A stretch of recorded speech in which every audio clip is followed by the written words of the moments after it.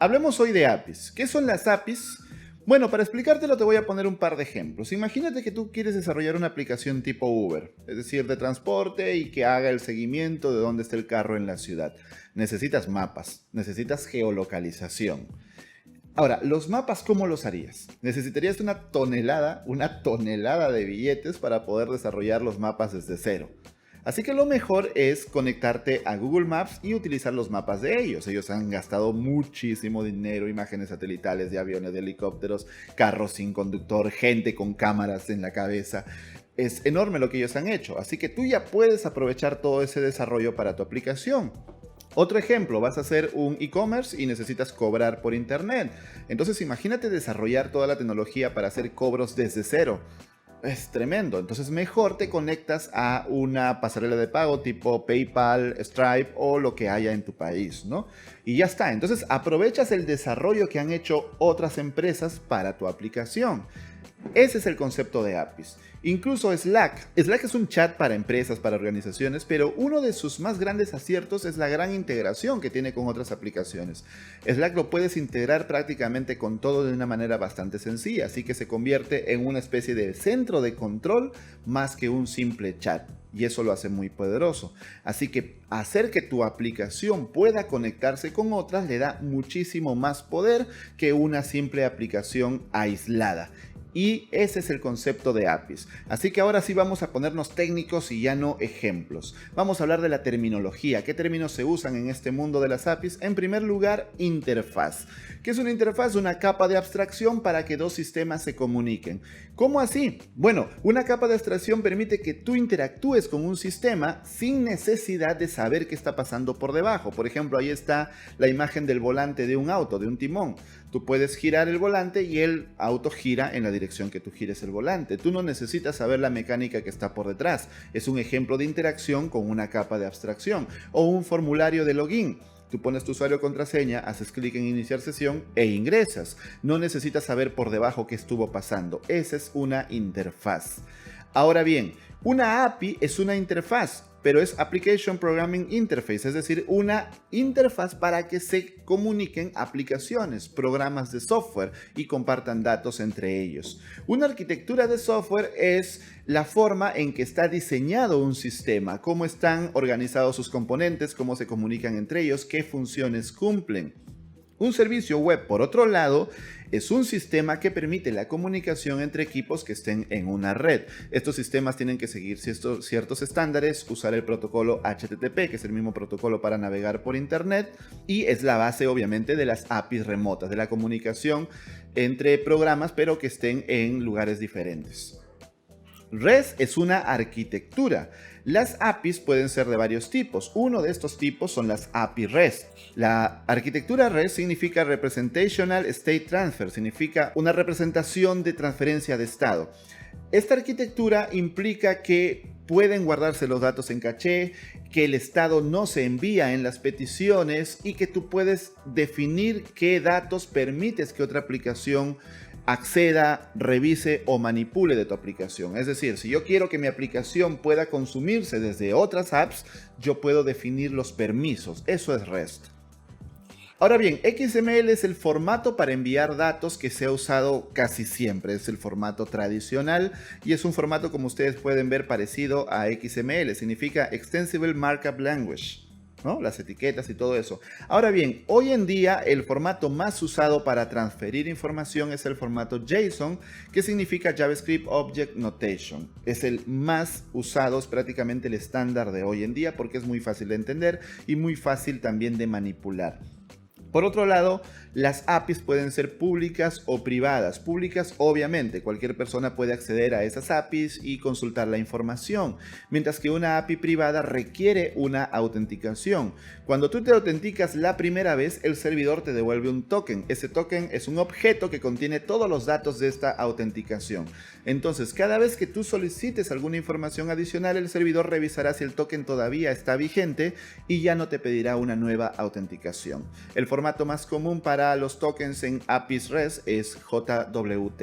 Ahora bien, ya entendimos el concepto de APIs. Son interfaces para que programas de software se comuniquen entre ellos y compartan datos bajo ciertos estándares. Y el más usado hoy en día es REST, y el formato más usado para enviar datos es JSON. No es el único, pero es el más usado. Ahora bien, las APIs pueden ser locales o remotas. Las locales son las que se ejecutan dentro del mismo entorno. Por ejemplo, estás desarrollando una aplicación Android y tú necesitas que una notificación vibre, haga vibrar el teléfono. Entonces te comunicas con la API de vibración del teléfono. Entonces todo ocurre ahí, todo es local. Sin embargo, también pueden haber APIs remotas. Significa que tú obviamente consumes datos de una aplicación que está en otro lugar, en otro punto del mundo. Esto es mucho más grande, pero lo hemos querido simplificar en este cuadro. Es mucho más grande, pero esto te va a ayudar mucho a entender cómo está organizado esto. Las APIs, como hemos dicho, pueden ser locales o pueden ser remotas. Ahora, las remotas pueden utilizar servicios web. Te expliqué que eran un sistema de comunicación en una red utilizando el protocolo HTTP. Entonces, las APIs remotas pueden utilizar servicios web, es lo más común. Y si usan servicios web, pueden usar el protocolo SOAP o pueden ser REST. El protocolo SOAP todavía se sigue usando, aunque no tanto ya, pero en su momento fue el más usado. Ahora, REST es hoy en día la arquitectura, no es un protocolo, la arquitectura más usada para APIs. Y cuando tú creas un servicio web usando la arquitectura REST, estamos hablando de RESTful. Ya hemos visto lo importante que es entender cómo funcionan las APIs si eres desarrollador. En algún momento vas a tener que crear tu propia API y obviamente también consumir APIs de terceros, ¿sí? Entonces, cuando tú estás desarrollando una API REST debes comprender ciertos conceptos. En primer lugar, cada recurso que tú consultas, cada información que tú consultas tiene un identificador único llamado URI. Y tú la consultas por algo llamado endpoint, que es la URL completa. Ahora bien, esa URI permite consultar directamente un recurso. Por ejemplo, ed.team/estudiantes/Álvaro.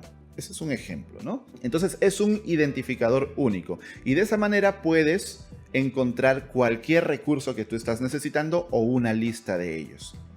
Ahora, cuando tú solicitas una información a través de una API, el servidor puede contestarte con distintos códigos.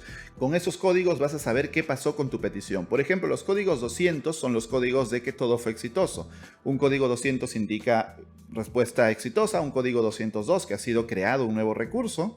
Los códigos 300 indican redirecciones. Por ejemplo, 301 una redirección permanente, 303 una redirección temporal. Los códigos 400 indican que tú has hecho una solicitud inválida, tal vez a un recurso que no existe, que es el 404, o tal vez a un recurso al que tú no tienes autorización, que es el 403. Y los códigos 500 indican errores ya directamente en el servidor. Según el código que te responde el servidor, tú sabrás qué hacer con esta petición. Ahora bien, también tenemos los métodos HTTP. Estos métodos nos permiten interactuar con la API. Por ejemplo, el método GET es solicitar información.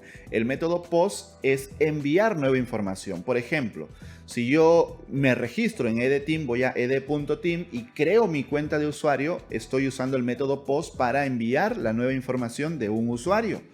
El método put es actualizar información que ya exista. Por ejemplo, yo voy a ed.team y cambio mi contraseña, entonces estoy utilizando el método put y delete obviamente para borrar un recurso. Esto es equivalente al CRUD de las bases de datos. No es lo mismo, pero es equivalente. Y como hemos dicho, las APIs te pueden devolver la información en distintos formatos. El formato más común es el formato JSON, pero no el único. También puedes usar API REST y devolver formato XML o incluso texto plano. ¿Para qué te estarás preguntando? Bueno, hay empresas que tienen sus sistemas que necesitan XML y te lo van a pedir así, incluso texto plano. Entidades del Estado también te piden a veces texto plano. Lo importante es que no tienes que usar otro sistema, puedes seguir utilizando API REST y devolver ese tipo de formato. Y para terminar, las buenas prácticas. Cuando tú desarrollas una API REST, hay buenas prácticas que tú debes seguir. Aquí te dejo algunas de ellas. En primer lugar, HATOS. HATOS significa que la API se autodescribe. Cada recurso tiene información de cuál es el recurso siguiente o de la cantidad de recursos totales que hay. Porque no es tan sencillo como un array que el primer elemento es el índice 1 o 0, el segundo es el índice 1, el tercero es el índice 2 y así correlativamente. Pueden haberse eliminado registros en el proceso y tal vez el primer elemento ser 1 y el siguiente 50. Tendrías 49 errores hasta llegar al siguiente recurso, ¿cierto? Para eso está HATOS. Luego la seguridad. Como hemos dicho, tienes APIs públicas y APIs privadas. Si tu API es privada, debes protegerla, obviamente. Si no, podrían entrar a tu información obtener, extraer la base de datos tal vez de tus usuarios o base de datos privadas o incluso manipularla. Esto es muy riesgoso, así que debes asegurarla.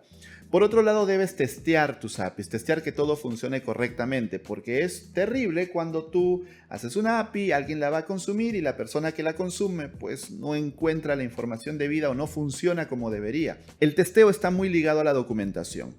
Recuerda que si tú haces una API, la estás haciendo para que alguien la consuma, porque es un sistema de comunicación, es una interfaz de comunicación, no tiene sentido hacerla si nadie la va a consumir.